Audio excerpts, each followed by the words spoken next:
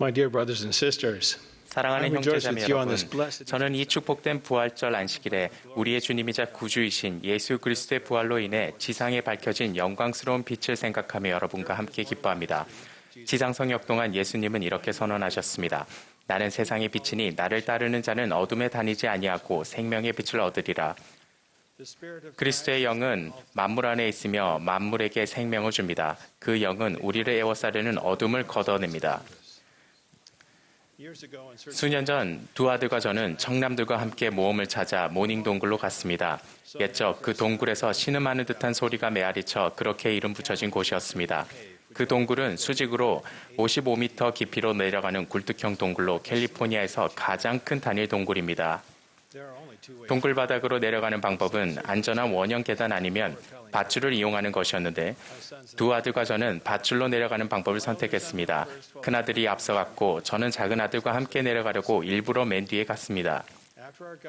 가이드가 설명을 하고 벨트와 고정 장비로 우리를 튼튼한 밧줄에 고정시킨 후 우리는 뒤쪽으로 조금씩 움직여가서 암벽의 작은 돌출부에 섰습니다. 그곳이 포기하고 돌아갈 수 있는 마지막 장소이자 동굴 입구에서 나오는 햇빛을 조금이라도 볼 수 있는 마지막 장소였기 때문에 자신감을 끌어모았습니다.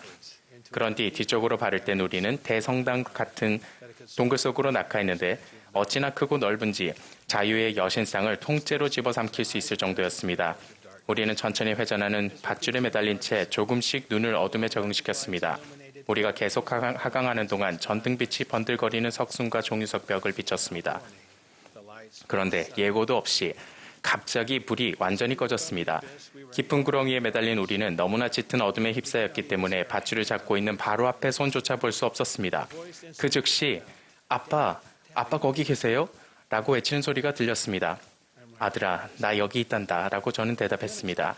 갑작스럽게 불이 꺼진 것은 전기 없이는 동굴의 어둠을 뚫을 수 없다는 것을 보여주기 위해 설계된 것이었습니다. 그 계획은 성공했고 우리는 어둠을 느꼈습니다. 다시 불이 들어오자 어둠은 즉시 사라졌습니다. 어둠은 언제나 가장 희미한 빛에도 항복할 수밖에 없기 때문입니다. 제 아들들과 저는 우리가 전에는 결코 알지 못했던 어둠에 대한 추억, 결코 잊지 못할 빛에 대한 더 큰 감사, 그리고 어둠 속에서 우리가 결코 혼자가 아니라는 확신을 갖게 되었습니다. 우리가 그 동굴로 내려간 것은 어떤 면에서 필멸의 여정과 비슷합니다. 우리는 하늘의 영광스러운 빛을 떠나 망각의 휘장을 통해 어두운 세상으로 내려왔습니다. 하늘아버지께서는 우리를 어둠 속에 버려두지 않으시고 당신의 사랑하는 아들 예수 그리스도를 통해 우리의 여정에 빛을 약속하셨습니다. 우리는 지상의 모든 생명체에 햇빛이 꼭 필요하다는 것을 압니다. 마찬가지로 우리의 영적인 삶에는 우리의 구주에게서 나오는 빛이 꼭 필요합니다. 하나님은 세상에 오는 모든 사람이 선악을 분별할 수 있고 끊임없이 선을 행하도록 인도받을 수 있게 하기 위해 당신의 완전한 사랑으로 그들에게 그리스도의 빛을 주십니다. 종종 우리가 양심이라고 부르는 것을 통해 자신을 드러내는 그 빛은 우리에게 더 나은 행동을 하고 더 나은 사람이 되며 최고의 자신이 되라고 권유합니다. 그리스도를 믿는 신앙을 굳건히 할 때 우리는 주변에 모여드는 모든 어둠을 물리칠 만큼 강렬한 빛을 받습니다. 하나님에게서 온 것은 빛이니 빛을 받아들이고 계속하여 하나님 안에 거하는 자는 빛을 더욱 받아들이나니 그 빛은 점점 더 밝아져 마침내는 대낮이 되리라. 그리스도의 빛은 우리가 복음의 진리 중 확신하게 하는 하나님의 권능인 성신을 보살피는 영향력을 받도록 준비시킵니다. 신의 세 번째 구성원인 성신은 영의 인격체입니다. 하나님 아버지께서 필멸의 삶을 사는 여러분에게 주시는 가장 큰 빛의 근원은 성신을 통해서 옵니다. 성신의 영향력은 마음을 밝혀주며 영혼을 기쁨으로 채워줄 것입니다. 예수 그리스도 후기 성도교회에서 여러분은 회복된 신권 권세를 통해 죄사함을 위한 침수로서의 침례를 받습니다. 그런 다음 안수로서 말로 다 할 수 없는 이 훌륭한 성신의 은사를 받습니다. 그런 후에 여러분의 소망과 행동이 성약의 길에 집중될 때 성신은 여러분 안에 있는 빛으로서 진리를 드러내어 증거하고 위험을 경고하고 위로하며 죄로부터 깨끗하게 하고 여러분의 영혼에 평안을 가져다 줄 것입니다. 빛은 빛과 결합하기 때문에 성신의 끊임없는 동반은 여러분이 빛 안에 머무를 수 있는 선택을 하도록 인도할 것입니다. 반대로 성신의 영향력을 받지 않은 선택은 여러분을 그림자와 어둠 속으로 인도할 것입니다.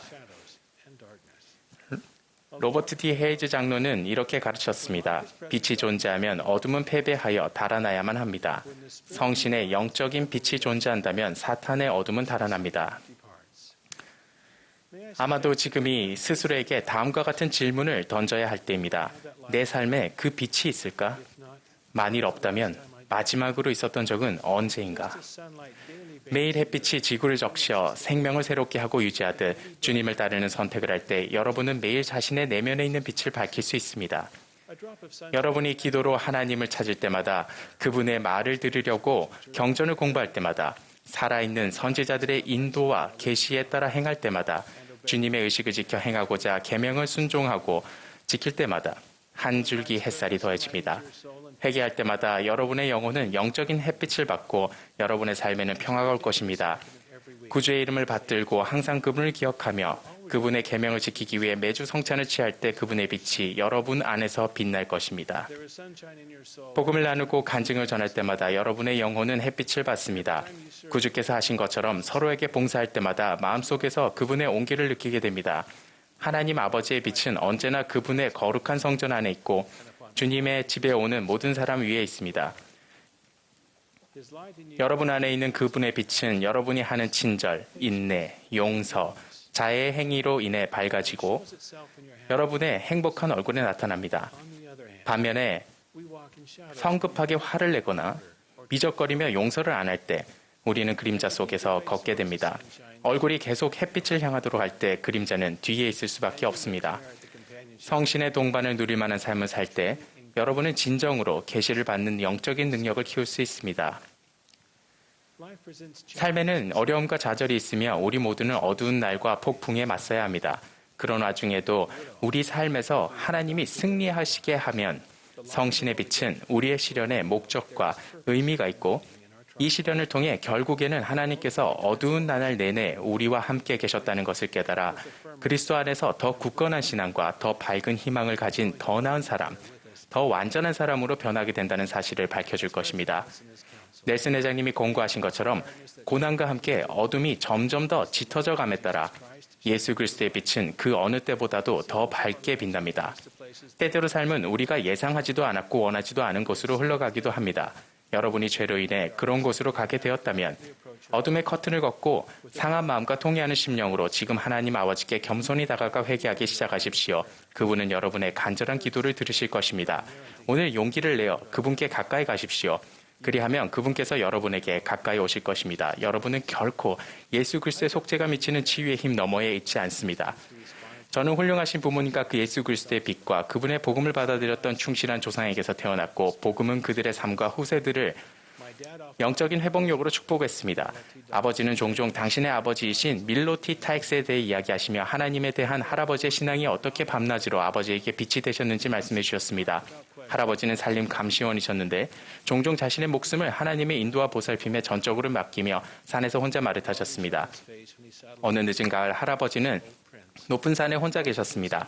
할아버지가 아끼는 말 중 하나인 늙은 프린스의 안장을 얹어 타고 통나무를 목재로 자르기 전에 껍질을 벗기고 치수를 재기 위해 제재소로 향하셨을 때 겨울은 이미 그 얼굴을 드러냈습니다. 해질 무렵 할아버지는 작업을 마치고 안장에 다시 올라타셨습니다. 그때쯤에는 기운이 급격히 떨어졌고 매서운 겨울 눈보라가 산을 뒤덮고 있었습니다. 안내해줄 빛도 길도 없이 할아버지는 감시소로 돌아가는 길이라고 생각되는 방향으로 말을 돌리셨습니다. 어둠 속에서 수 킬로미터를 간 후 프린스는 속도를 늦추더니 멈춰섰습니다. 할아버지는 프린스에게 앞으로 가라고 계속 재촉했지만 말은 거부했습니다. 사방으로 소용돌이치는 눈발이 앞을 가려 할아버지는 하나님의 도움이 필요하다는 것을 깨달으셨습니다. 평생 동안 해오셨던 것처럼 할아버지는 겸손하게 믿음으로 구하고 조금도 의심하지 않으셨습니다. 그러자 밀로 프린스의 고삐를 느슨하게 해라 라고 하는 세미한 음성이 들렸습니다. 할아버지가 음성에 순종해 고삐를 느슨하게 잡자 프린스는 몸을 획 돌려 다른 방향으로 터벅터벅 걸어갔습니다. 몇 시간 후 프린스는 다시 멈추고 고개를 숙였습니다. 휘몰아치는 눈 사이로 할아버지는 감시소 입구에 무사히 도착했다는 것을 알게 되었습니다. 아침 해가 비치자 할아버지는 눈 속에 난 프린스의 희미한 발자국을 따라가 보았습니다. 프린스의 고삐를 느슨하게 했던 곳을 발견했을 때 할아버지는 숨을 깊이 들이마셨습니다. 그곳은 높은 산 절벽 끝이었는데 한 발짝만 내디뎠다면 말과 함께 그 아래 바위 가운데로 떨어져 죽을 뻔한 곳이었습니다. 그 경험과 다른 많은 경험을 바탕으로 할아버지는 우리가 동반할 수 있는 최고의 파트너는 하늘에 계신 우리의 아버지란다라고 조언하셨습니다. 아버지는 할아버지의 이야기를 하실 때 경전의 다음 성구를 인용하곤 하셨습니다. 너는 마음을 다하여 여호와를 신뢰하고 내 명철을 의지하지 말라.